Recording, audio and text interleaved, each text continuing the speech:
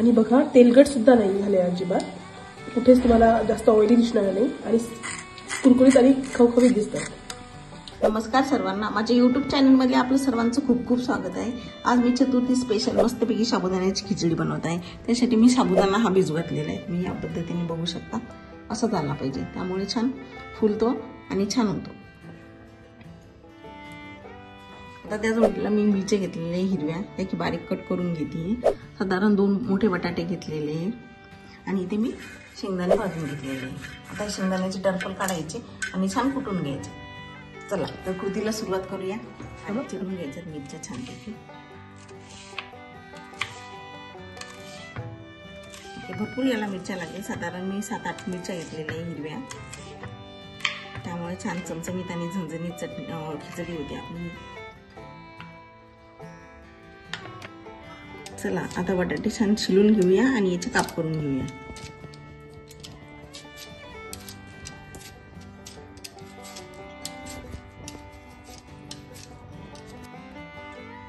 बटाटे छान सोडून घेतलेले, आता याचे बारीक काप करून घेते।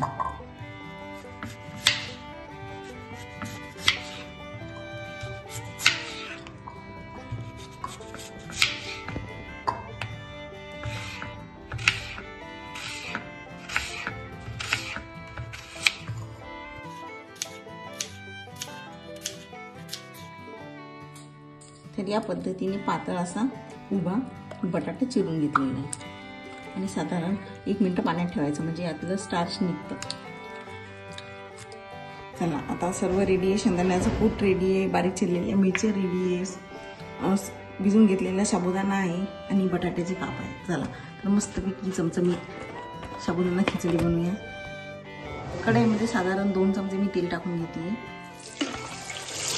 तेल चांगलं गरम झालं की त्यामध्ये तेल चांगलं गरम झालेलं, यामध्ये मी बारीक चिरलेला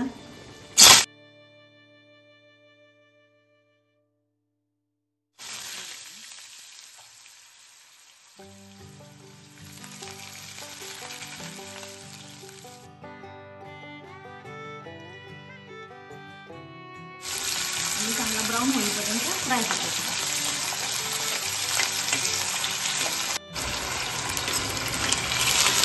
आता बटाटा होत आहे, त्या जोडीला मी हिरवी मिरची टाकून घेतली। हिरवी मिरची छान फ्राय करून घ्यायची।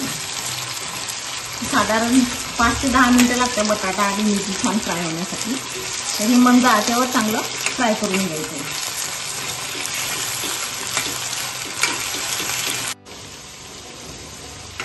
छान आता बटाटा गोल्डन ब्राऊन होईपर्यंत शिजून घ्यायचा आहे। जरा हाफ डन झालेला आहे, आता पूर्ण होऊ द्या। साधारण 15 मिनिटं लागतात हे बटाटा चांगला गोल्डन ब्राऊन होईपर्यंत परतायचा आहे।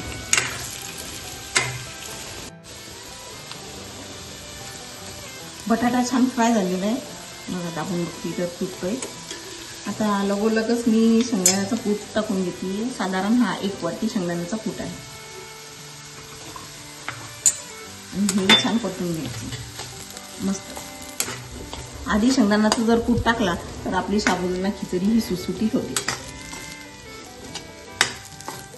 साधारण 2 मिनिटं असं परतून घ्यायचं, म्हणजे बटाट्याला शेंगदाण्याचा कूट हा छान लागून घेतो। साधारण 2 मिनिटं परतल्यानंतर आता मी चवीनुसार मीठ टाकते यामध्ये आणि हे पण चांगलं मिक्स करून घ्यायचं।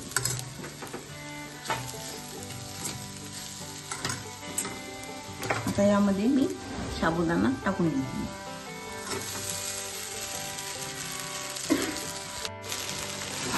तर हा साबुदाणा यामध्ये छान मिक्स करून घ्यायचा आहे। बघू शकता किती सुटसुटीत दिसतोय। तर साबुदाणा छान मिक्स झाला शेंगदाणे आणि बटाट्याच्या कूटमध्ये, तर 15 मिनिटं याला चांगलं वाफू द्यायचं।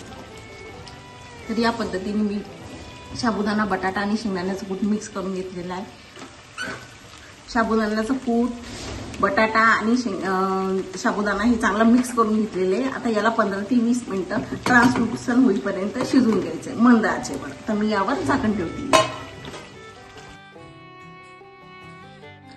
तर आम्ही करणार आहोत बटाटे वडे। सो आम्ही पहिले बटाटे पील करून घेतले, म्हणजे पूर्ण साल्ट काढून घेतलं आणि नंतर आता इथे किसून घेणार आहे, छोट्या खिसणीने किसणार आहे, कारण जेणेकरून हा जो काप आहे तो एकदम बारीक बारीक होईल. ठीक आहे. आणि लगेच खिसल्यानंतर हा जो काप आहे तो पाण्यात टाकेल, जेणेकरून हा काळा नाही होणार. अशा प्रकारे मी सगळे बटाटे इथे किसून घेणार आहे. मी साधारणतः 3 बटाटे घेतले, सोबत आमची साबुदाणा खिचडी सुद्धा आहे.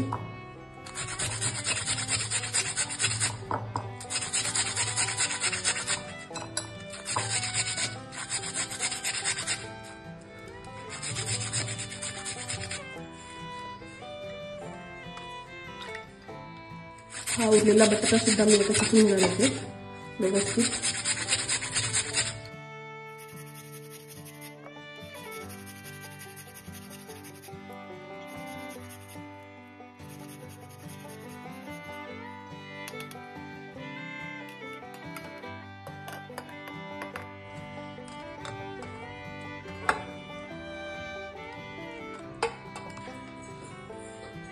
अशा प्रकारे मी हा सगळा कीस पाण्यात टाकला जेणेकरून तो काळा नाही पडणार.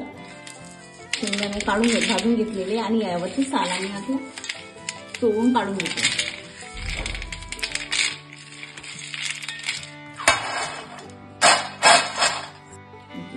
तर या पद्धतीने मी साल काढून घेतलेले आणि खलबत्त्यात कुटून घेतली. खलबत्त्यात कुटल्याने याचं स्ट्रक्चर छान राहतं आणि चवही वेगळी येते. पर्यायी तुम्ही मिक्सरचाही वापर करू शकता. कुटून घेऊया, जरा जाडसरच ठेवायचे. शेंगदाणे या पद्धतीने बारीक करून घेतलेले बघू शकता. आता हे काढून घेते वाटीमध्ये. साधारण 1 वाटीभर शेंगदाण्याचा कूट आहे हा. आणि असं जाडसर ठेवलं ना तर खाण्यामध्ये फार मजा येते, अशी मधामधात येते. चला आता कुडकीला सुरुवात करूया. साबुदाणा वड्यासाठी साधारणतः 3-4 मिरच्या अशा कुटून घ्यायच्या, जेणेकरून चव खूप छान लागते.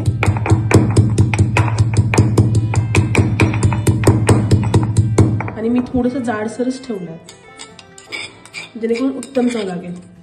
बघू शकता तुम्ही इकडे. साबुदाणा वड्यांसाठी लागणारी सामग्री तर आपण इथे साबुदाणा घेतलेला आहे भिजवलेला, त्यानंतर बटाट्याचा कीस घेतले. साधारणतः मी 3 बटाटे यूज केले. इथे 4 मिरच्या घेतल्या, 4-5. अगदी हिरव्या असल्यामुळे मी 4च घेतल्या, कारण तिखट प्रमाण खूप जास्ती आहे. आणि इथे मी अर्धा वाटी शेंगदाण्यांचा कूट घेणार आहे आणि शिवाय चवीसाठी मीठ. तर सर्वात पहिले मी शेंगदाण्यांचा कूट घालणार आहे.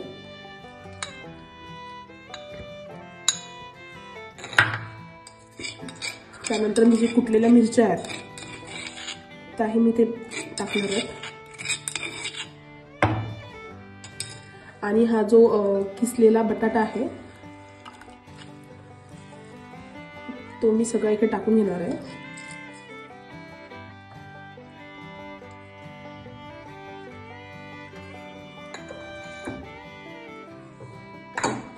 आणि चवीसाठी मीठ माझ्या चवीनुसार, माझ्या अंदाजानुसार घेणार आहे. तुम्ही तुमच्या अंदाजानुसार घेऊ शकता. तर मला इथे पूर्ण मीठ लागणार आहे. आणि अशा पद्धतीने मी हे सगळं मिश्रण आहे ते एकत्रित करून घेणार आहे. आणि याला एकच जीव करायचा आहे सगळं मिश्रणाला, जेणेकरून वड्याला चांगली बाइंड येईल आणि मी चांगल्या प्रकारे कढईमध्ये फ्राय करू शकेल. अशा प्रकारे मी सगळं मिश्रण एकत्रित करून हा उंडा किंवा हे मिश्रण तयार केलेलं आहे. त्याला आता आपण याचे छोटे छोटे वडे बनवूयात. असं मी साधारणतः थोडंसं तेल कढईमध्ये तापत ठेवलंय. तर तेल तापत होईस तर आपण इथे गोळे बनवून घेऊ, साबुदाण्याचे वडे. चला तर सुरुवात करूया आपण साबुदाण्याचे वडे बनवायला. असे छोटे छोटे मी गोळे केलेत. ते पीठ एक जीव झाल्यामुळे गोळे फार छान बनतात. वडे असे एकदम छान व्यवस्थित एक जीव बाइंडिंग आली त्यांना, त्यामुळे काही विषय नाहीये. असे साधारणतः मी सगळ्या पिठाचा गोळा बनवून घेणार आहे. अशा प्रकारे आम्ही छोटे छोटे गोळे बनवून घेतलेले आहेत, छोटे वडे म्हणू शकतो यांना साबुदाण्याचे. आता मी ते तळणार आहे. तेल ऑलरेडी मी ठेवलं होतं मंद आचेवर, ते चांगलं गरम झालेलं आहे.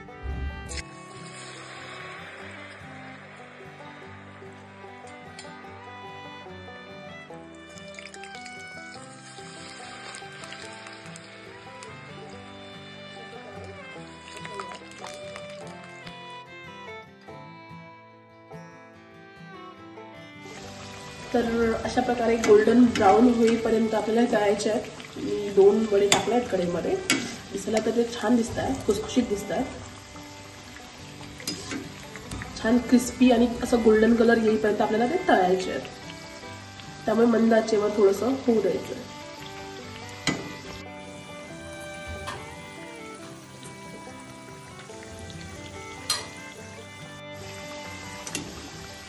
छान असा आता गोल्डन ब्राऊन कलर आलेला आहे आणि क्रिस्पी पण दिसत आहेत हे साबुदाणा वडे. सो गणेश चतुर्थीच्या निमित्ताने आम्ही आज हा मेनू ठेवलेला आहे. बघा, तर तुम्ही बघू शकता किती चमचमीत वडे आपले साबुदाणा वडे तयार झालेले आहेत. तुम्ही बघा ह्याला किती गोल्डन ब्राऊन रंग आलेला आहे आणि शिवाय हे बघा किती कुरकुरीत मी इथे फ्राय केले आहेत आणि शिवाय फुगले पण आहेत ते. तर ठीक आहे. आणि बघा तेलकट सुद्धा नाही झाले अजिबात, कुठेच तुम्हाला जास्त ऑइली दिसणार नाही आणि कुरकुरीत आणि खवखवीत दिसतात.